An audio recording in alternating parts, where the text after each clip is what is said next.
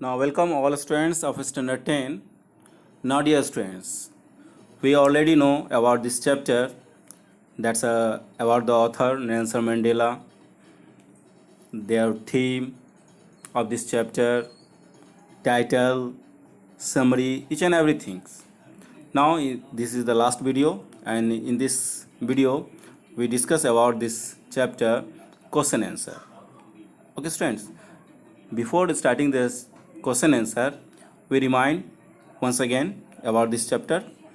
As you know, this chapter is an extract from the autobiography of Nelson Mandela. Nelson Mandela, the first president of South Africa, we know already. An excerpt from Long Walk to Freedom include description of the inauguration ceremony, 10th May, citations from his speech, his journey to being a freedom fighter, the struggle, along with a tribute to other freedom fighters and countless other people who fought for their freedom. In South Africa, a brutal practice named apartheid. We already know in that summary the meaning of apartheid. An apartheid refers to the discrimination between people on the basis of their race. It was one of the most brutal societies where dark skinned people were deprived of their basic rights.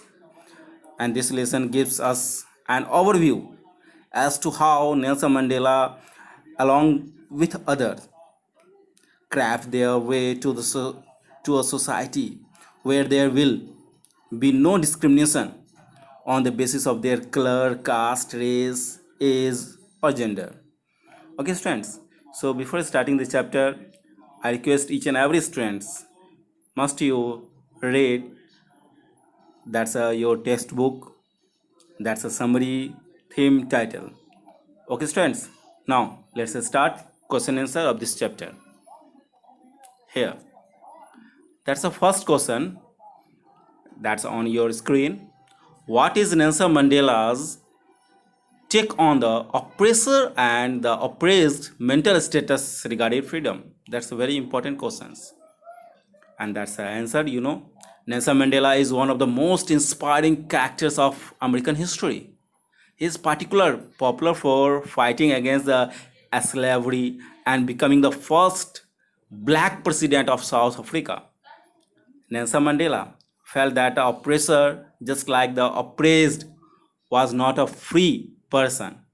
The oppressor was a prisoner of his own hurted, whose narrow mind is locked behind his prejudice. Prejudice, that's some thinking already we kept in our mind of being a superior person. He believed that with the act of slavery, both the oppressor and the oppressed are robbed of their humanity. So this is very important questions. So every students must you write down in your fair notebook. Now question number 2. Why was Mandela's hunger for freedom the changing factor in his life? Hunger for freedom. Mandela realized in his youth days that he was not just hungry for his operational freedom, he was also more concerned and passionate about obtaining freedom for all of his black countrymen. The desire he had for his personal freedom had turned into an insatiable hunger to the freedom, free countrymen from the brutality they faced in their own motherland. This led to him transforming into a selfless, virtuous man who would sacrifice everything to achieve his goals. His aim changed him from a frightened young man to a courageous person, allowing him to join the African National Congress (ANC) to fight for the rights of his people. So in this way, we call that some Mandela. That's a patriotic persons and hunger for freedom. Hunger for freedom. That means every person's need freedom. Okay, now, so Nelson Mandela fight. That's for a long period for freedom. Okay, in question number third,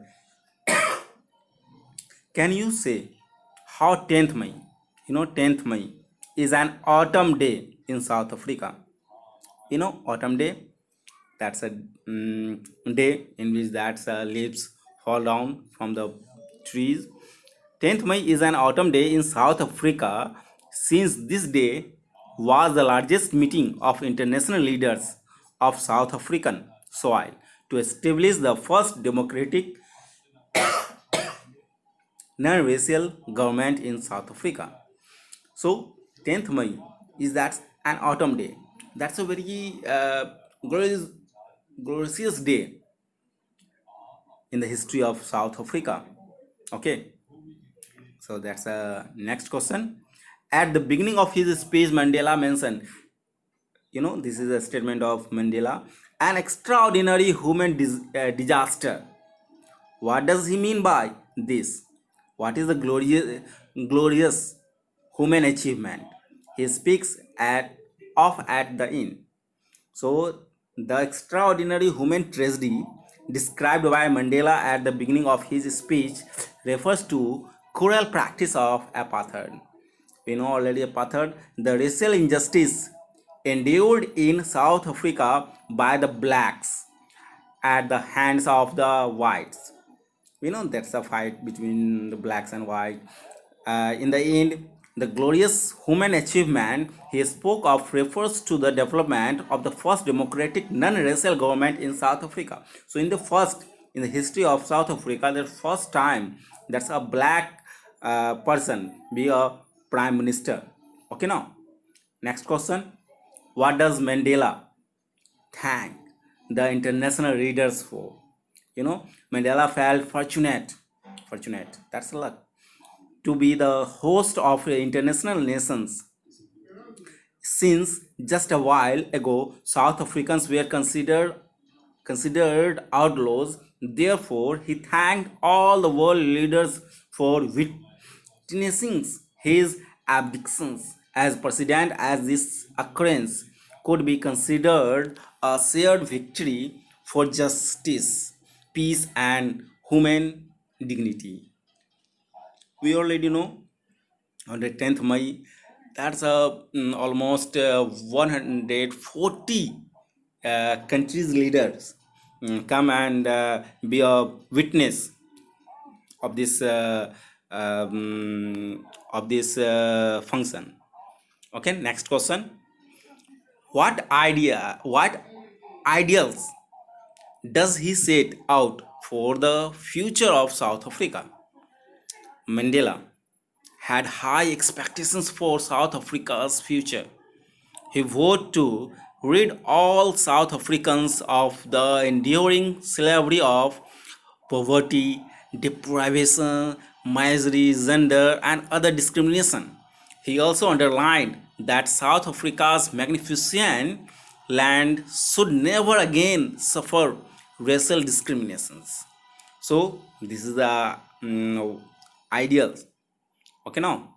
So, next question: what do military generals do? How has their attitude changed and why? We know already before becoming the president, so that military generals behaved with Nelson Mandela, that's not a good behavior. But after becoming the president, so that military generals give the respects. Okay, so South African Defense Force and police top military generals saluted Mandela and showed their loyalty. When the military officers welcomed Mandela, he wasn't oblivious that a few years ago they would not have saluted him but arrested him. So before becoming the president, so that military generals arrested him, but after that, so that military generals salute them. So that's a very amazing situations and amazing scenario on the time you observed, you feel it. Okay, now here the last question: why were two national anthems sung? We know that's there were two national anthems, one for white people and one for black peoples. So two national anthems were sung on the day of the inaugurations, one by the whites and another by the blacks. So this symbolized blacks and whites becoming equal. So that's all these, that's a very important questions. So each and every students must you write down. And have you any problems regarding this chapter, so then you comment in that comment box. Yeah, that's in a special group, WhatsApp group. You also mentioned that's what's a problem you have regarded this chapter. Okay, students. And once again, I request each and every students, so you read between the lines of these chapters from your textbook. Okay, students. So this is not a that's a your book. This is a only chapter, and this is an extract which is taken from his autobiography, Long Walk to Freedom. Okay, students. So now you know, note down each and everything. Okay, bye.